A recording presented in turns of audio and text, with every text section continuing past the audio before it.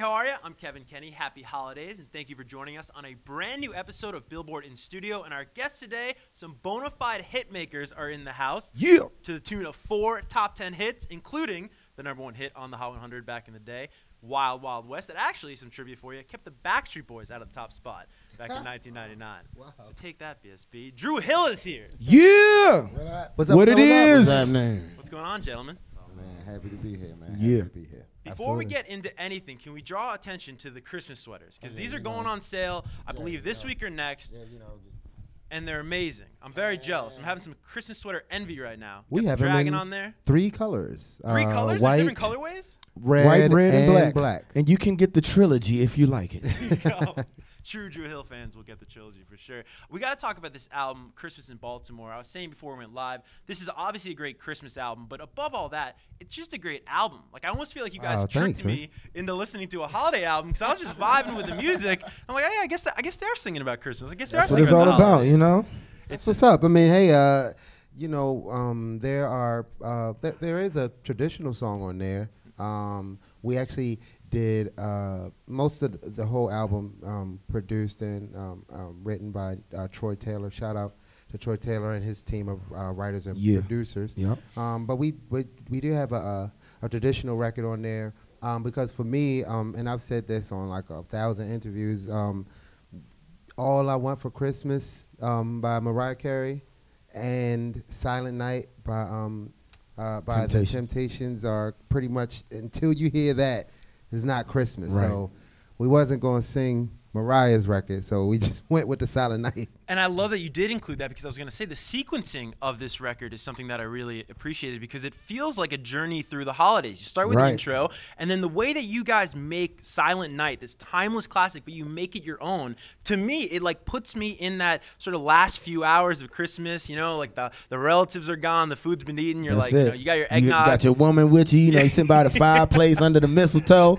you know what I'm saying, all that good stuff, you know? Seriously, though, you guys, like, you transported me there while listening to the record, and especially on that last track. Yeah. But this is such an eclectic record. What I mean is that there's a track for everybody on the record. And I understand that that was something deliberate that you guys really set out to do. You wanted to make this a record that everybody could enjoy. Could you talk about that process? Well, I mean, one thing for us has always been making sure that everybody who loves us can be inclusive, with what's going on. And we really just sat back and wanted to be students right now when we went in with Troy, like, okay, where do you hear us now? What do you think that we're able to do? How do we fit in the midst of everything that's going on? So he was able to, bridge that gap for us. So all we had to do was come in the studio and sing. And, it just, every album that we did, we always try to focus on that, just making sure that if we can at least make one record for everybody, that's a whole lot of people to bring together.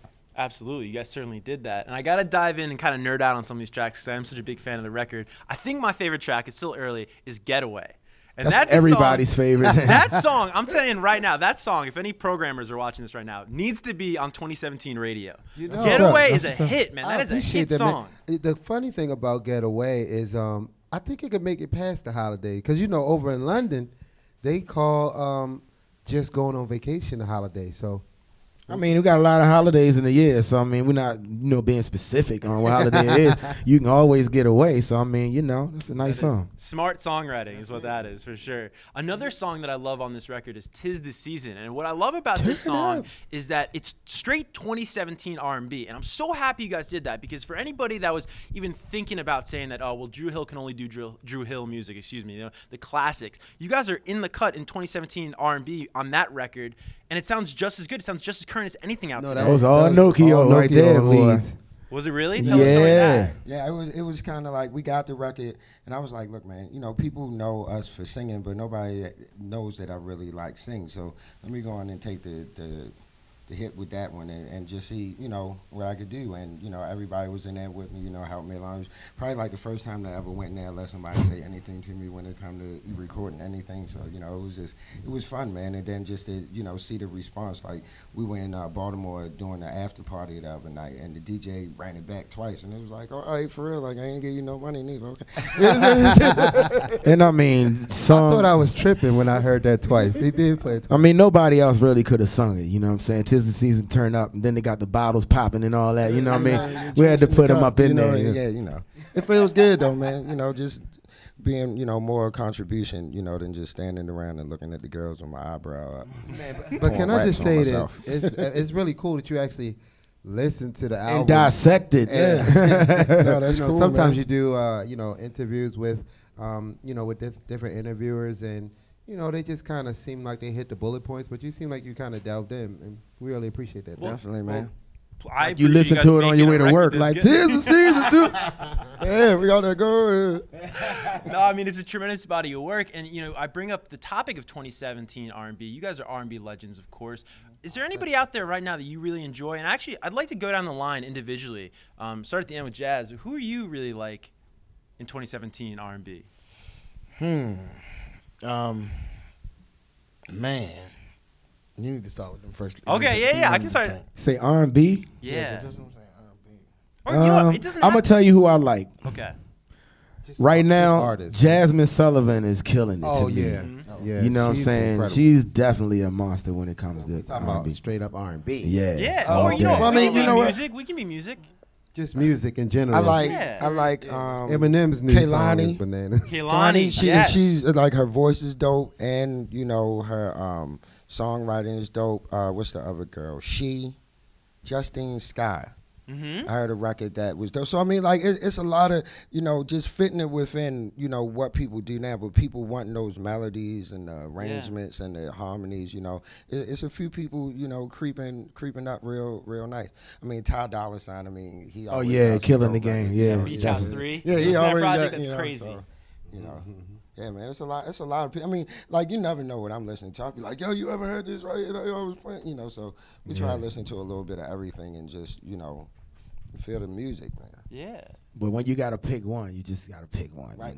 I just started saying, all right, I'm gonna just pick one because I think it's really cool that we've kind of reached a point in our career where people, like different artists, are starting to reference us in their records and stuff. Yeah. That's kind of cool. and in the memes, we've been memed up Well, ever since that Christmas album came out. you know what? Speaking of like references, what I want to ask you guys about? You see this sketch that Chance the Rapper did on SNL where he was sort of paying tribute. It was like Comeback Barack, but he was sort of paying tribute to groups like you guys. And I think there were, I'm a big Dru Hill fan from back in the day. I think there were some references there to old videos. Man, I gotta look that up. I love SNL. You guys would love this. That's on my bucket list. I wanna host a SNL one day because I way back when I did my solo album, I had an opportunity to do it, but I was too busy because you got to be there for a week and learn it, and I wasn't able to do it. So, Lauren, if you're watching, hey man, let a brother host. Let a brother host. Put it out there, man. Now, I think your fans will be really excited to learn that this is really just an appetizer. It's a tease for 2018, and I've heard rumblings, rumors that a greater body of work, maybe even a full LP, is coming next year. Is that true? Oh, no, it's definitely coming. Yeah. Dru Hill, the second coming. We have a title? Yeah. Can we That's call it. it that? Oh yeah. That's right. Oh, right Yeah, on. yeah, All right, so so- what's the status of that right now? It just It's on the way. Yeah, in the studio. After we did what we did with Troy, and he was able to help us find our voices. For now, it was kind of like, all right, cool. Let's just stick to the same thing that we got going. So right back in right back in the studio cooking up stuff. We heard some stuff when we were initially working on the getting music for whatever we were going to do from some other producers, and we always expect the unexpected. We'll find a hit record anyway. We just give people the opportunity and keep our ears to what sounds good.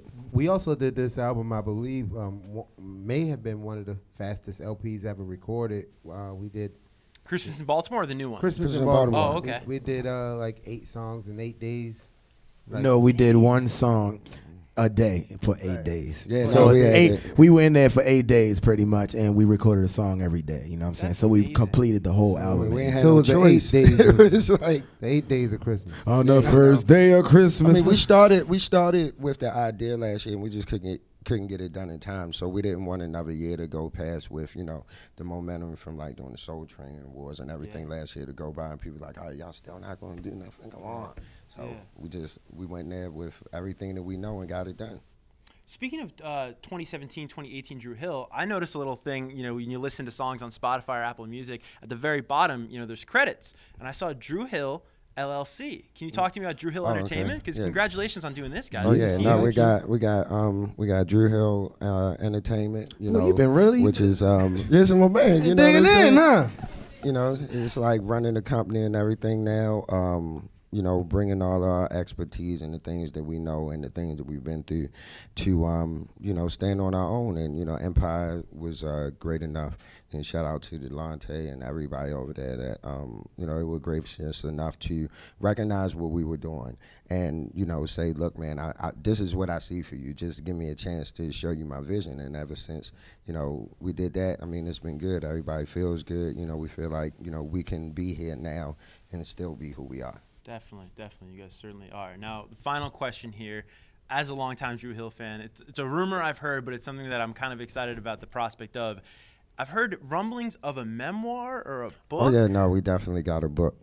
I don't know the name of the book. Is it? But is it on the way? It's on the. It's been written and is on the way. So what can fans of Dru Hill watching right now, what can they expect from this book? Well, here's the thing. we were seeing like great. We were seeing great documentaries done, films done with like New Edition and different artists, and so we were thinking that maybe we would want to tell our story, but we were told that in order to do that, you kind of it's kind of best to kind of write it out as a book because then it could be fleshed out better as a film. And so that's why we're in the process of doing that now. Definitely, because then you get the book, and then the book can always, like you said, can turn into a documentary or a film. And we do the movie. Or both. With a whole bunch of fight. You never know. It might make it to theaters. Oh, yeah. Oh, we did wow. Yeah. Look at this. It's Kevin Peck, everybody. Kevin Peck. Wow. You gotta get you one. I got my very own. You gotta get you one. I don't even have one of those. Does this mean I'm in the group, guys? Hey man, look. mean, You know, Absolutely. We'll sell more. Let's hear what you got. With the Let's hear what diverse you got. cast. Come on, a little note. I don't think anybody wants to hear that. Oh, man. Come on, man. But One, 'tis the season. no, I have not hit any notes. You making them turn red, Cisco, now. I'm about as red as the sweater right now. No. Again, the album, it's terrific. I've said it time and time again, but it deserves to be said another time. Christmas in Baltimore, it's out, available everywhere. Ladies and gentlemen, Dru Hill. Thank you. Yeah. Thanks, man.